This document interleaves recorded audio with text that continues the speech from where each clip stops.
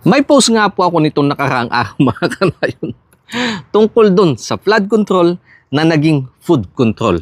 At umani nga po ito ng sarit-saring opinion sa mga kanayon natin. At may mga nag-request nga kung pwede daw gumawa din po ako ng version ko. 500 pang Noche Buena. Pero hindi ko kasi ito magawa ng video dahil iba po yung kalakaran ng sangkap dito kumpara dun sa atin. Actually, kung ako ho ang tatanungin walang problema. Yun naman ay suggested lang na 500. Pwede ka naman magdagdag kung gusto mo.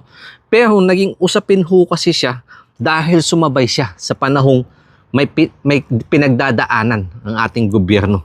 May kinakaharap na issue tungkol sa pagwawaldas ng milyon-milyon, sabay ang isasuggest gantong halaga. Bago nga po natin ituloy, tungkol dun sa sinasabi, basahin muna natin kung ano ang nasasaad dito sa kapitulo ng Google Versikulo Encyclopedia kung ano nga ba ang Noche Buena.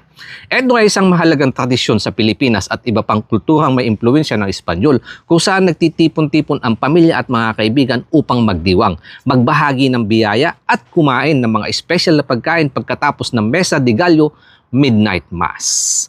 Paghahanda ng pagkain. Naghahanda ng mga espesyal at masasarap na pagkain tulad ng lechon, hamon, bibingka, puto bongbong, queso de bola at spaghetti o pansit.